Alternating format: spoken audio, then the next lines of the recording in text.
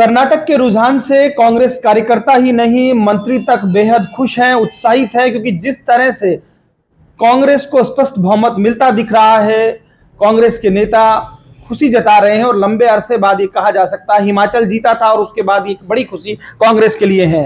आपदा प्रबंधन मंत्री गोविंद मेघवाल हैं, वरिष्ठ दलित नेताओं में शुमार होते हैं। गोविंद जी, किस तरह से देखते हैं कर्नाटक में जिस तरह से जीत की तरफ बढ़ रहे हैं और ये माना जा रहा है कि स्पष्ट बहुमत की तरफ है? ये बिल्कुल हमारे लिए बहुत ही बधाई का विषय है कि जो कर्नाटक में चुनाव हुए, एक तरफ मोदी जी थे, अमित शाह, और दूसरे थे राहुल गांधी जी और प्रियंका जी। मैं आज बधाई प्रेषित करना चाहता हूं राहुल गांधी जी को कि उन्होंने जो भारत जोड़ो यात्रा निकाली थी कन्याकुमारी से कश्मीर तक 3500 किलोमीटर, उस टाइम उसमें 4 मुद्दे थे।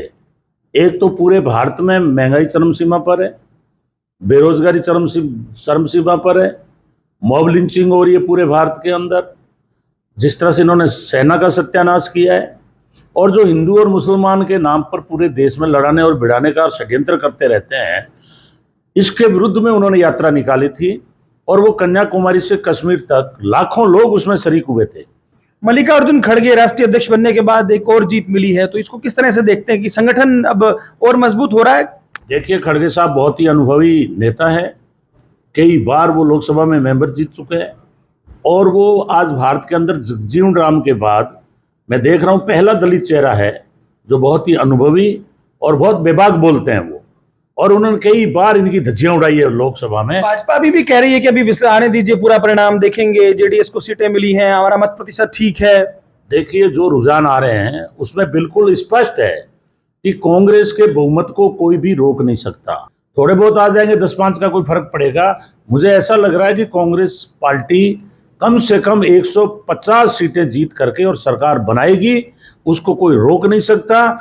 और यहाँ से रुझान पूरे भारत का शुरू हो गया है कि आने वाले समय में मोदी और अमित शाह की जो तानाशाही है, जिस तरह से इन्होंने देश में जहर घोला है, और आरएसएस जिस तरह से हथकंडे अपना रहे हैं, इन्होंने संवैधानिक संस्थाएं बेच दी, पूरी महंगाई बढ़ा दी, और अडानी का जो मुद्दा आपके सामने है। तो आपको लगता है कि राजस्थान जैसे प्रदेशों में भी इस जीत का एक तरह से फायदा मनोवैज्ञानिक होगा और आप लोगों को जो कुछ गियरअप मिलेगा, या फिर यहाँ की लड़ाई ले डूबेगी?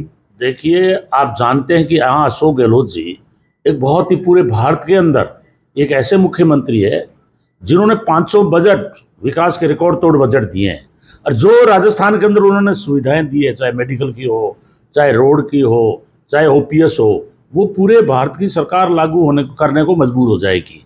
और राहुल गांधी जी की यात्रा यहाँ 500 किलोमीटर राजस्थान में भी गुजरी थी। अशोक गहलोत जी की आंधी को कोई रोक नहीं सकता। रिकॉर्ड तोड़ बजट है, उससे पहली बार है कि आपका एंटी कम्बेसी नहीं है। अशोक गहलोत जी जहां भी जा रहे हैं जबरदस्त भीड़ हो रही है, और राहुल जी का इतना वर्चस्व है कि हम लोग जब पैदल यात्रा चल रहे थे, लाखों लोग अलवर में जाते जाते दौसा में लाखों लोग सड़कों पे आ गए थे। क्योंकि मैं भी उसमें संयोजक था, तो मैं इस कर्नाटक की जीत के लिए राहुल जी को बधाई देता हूँ, प्रियंका जी को बधाई देता हूँ, सोनिया जी वहां रहे उनको बधाई देना चाहता हूँ, और यहाँ के अशोक गहलोत जी वो भी कर्नाटक गए थे। और इससे इतना असर पड़ेगा कि हमारी करीब पहले सीटें मान लो 156 की बात हो रही थी, मुख्यमंत्री जी ने हमारी घोषणा की थी, लेकिन अब राजस्थान में सरकार आनी निश्चित है। कांग्रेस की सरकार को कोई भी राजस्थान में आने से रोक नहीं सकता। अब देख सकते हैं मंत्री गोविंद मेघवाल कितने कॉन्फिडेंट नजर आ रहे हैं और कह रहे हैं कि कर्नाटक का असर राजस्थान में भी पड़ेगा।